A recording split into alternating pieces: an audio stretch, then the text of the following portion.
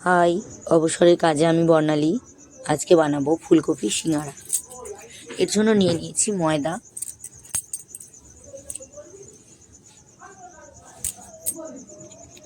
এর মধ্যে দিয়ে দেব ডালদা, অল্প একটু চিনি,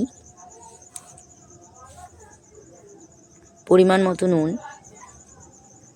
তবে আপনারা চাইলে ডালদার বদলে সাদা তেল ব্যবহার করতে পারেন, তবে সেক্ষেত্রে সিঙ্গারার দোকানের মতো অতটা ক্রিস্পি হয় না। ডালদা দিলে সিঙ্গারা দারুণ ক্রিস্পি হয়। সব উপকরণগুলোকে হাতের সাহায্যে মেখে নিয়েছি। এখন অল্প অল্প করে জল দিয়ে আমি একটা শক্ত ডো বানিয়ে নেব। ডো রেডি হয়ে গেছে। এখন আমি এটাকে একটা টিফিন বক্সের মধ্যে রেখে দেব।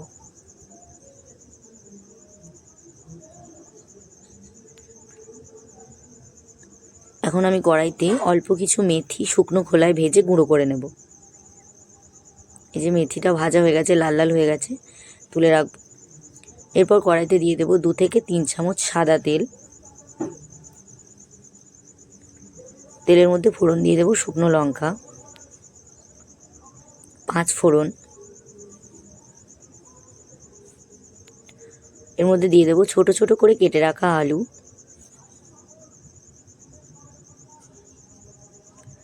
আলুগুলোকে ভালো করে নেড়ে ছেড়ে ভেজে নেব। অন্যদিকে কড়াইতে দিয়ে দেব 2 চামচ সাদা তেল। তেলের মধ্যে দিয়ে দেব বাদাম। বাদামগুলোকে ভালো করে নেড়ে চেড়ে ভেজে নেব।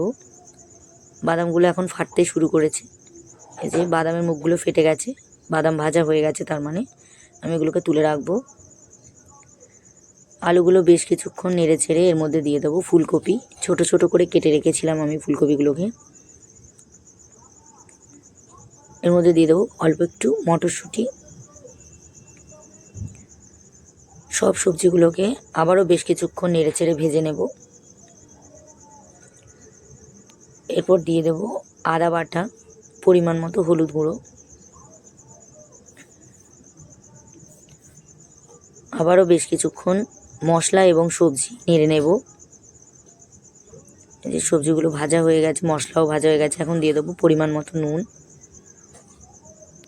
নেড়ে ছেড়ে দিয়ে দেবো পরিমাণ মতো অল্প একটু জল।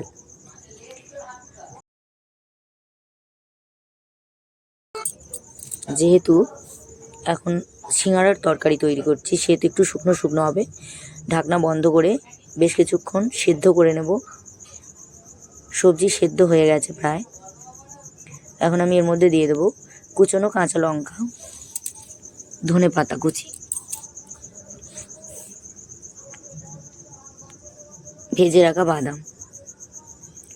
সবগুলোকে ভালো করে মিশিয়ে নেব। আলুগুলোকে একটু ভেঙে ভেঙে দেব। তৈরি হয়ে গেছে সিঙ্গারার তরকারি। সবশেষে দিয়ে দেব মেথি ভাজা। আমি এটাকে গুঁড়ো করে রেখেছিলাম। ভালো করে মিশিয়ে নেব এবারে। এখন আমি ময়দাটা মেখে নেব আরেকবার। রুটির থেকে একটু ছোট লেচি কেটে নেব, লম্বা লম্বা করে বেলে নেব।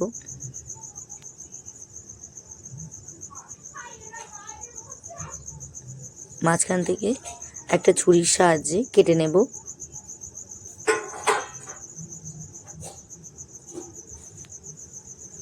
এভাবে আমি একই প্রসেসে বেশ কিছু রুটি বেলে নেব এবং কেটে নেব।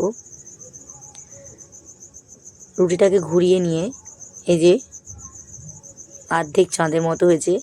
এই যে উপরের দিকটা সমান দিকটায় আমি ধারগুলোতে অল্প অল্প করে জল লাগিয়ে নিয়েছি এবং একটার উপর আরেকটা ফোল্ড করে নিয়েছি। এবার এর মধ্যে ভরে দেব পুর। এবার যে দিকটা ফোল্ড করেছি তার উল্টো দিকটা আরও একটা ফোল্ড দেব। যেহেতু জল অল্প অল্প করে জল দিয়ে এর মুখটা মুড়ে দেব। ঠিক একই প্রসেসে সব সিঙ্গারাগুলো তৈরি করে নেব। সিঙ্গারার ময়দা মাখা একটু শক্ত শক্ত হলেই ভালো হয়, তবে সিঙ্গারাটা ভালোভাবে পুর ভরতে সুবিধা হয়। সিঙ্গাড়াগুলো তৈরি হয়ে গেছে। দেখুন আরও একটা পুর ভরে দেখিয়ে দিচ্ছি। এইভাবে পুরটা দেবো। এই যে উল্টো পিঠটা আর অল্প একটু জল লাগিয়ে আর একটা ফোল্ড দিয়ে দেবো, মুখটা মুড়ে দেবো। জল লাগিয়ে মুখটা মুড়ে দিতে হবে। তৈরি হয়ে গেছে। এখন কড়াইতে দিয়ে দেবো সাদা তেল সিঙ্গাড়া ভাজার জন্য। সিঙ্গাড়া ডুবো তেলেই ভাজতে হয়, আর ঠান্ডা তেলে সিঙ্গাড়া ভাজার নিয়ম। সিঙ্গাড়ার তেল দেওয়ার কড়াইতে দেওয়ার 1 সেকেন্ড পরেই সিঙ্গাড়াগুলো দিয়ে দিতে হবে। তেলের টেম্পারেচার একটু বাড়তে দিলে চলবে না, তাহলে সিঙ্গাড়া একটু ভাজা হবে না। 1 পিঠ ভাজা হয়ে গেছে, 2 পিঠ উল্টে নেব। সিঙ্গাড়াগুলো এখন ভাজা হয়ে গেছে।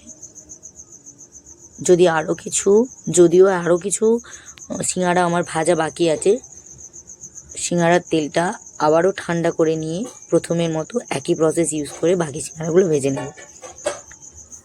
তৈরি হয়ে গেছে সিঙ্গাড়া। আপনারাও যদি একসাথে অনেকগুলো সিঙ্গাড়া ভাজতে চান তাহলে তেল ঠান্ডা করে নেক্সট বার আবার ভাজবেন। তৈরি। এভাবে আপনারাও বাড়িতে ট্রাই করবেন। ভিডিওটি ভালো লাগলে লাইক, কমেন্ট, শেয়ার করবেন। চ্যানেলটি সাবস্ক্রাইব করে পাশে থাকবেন।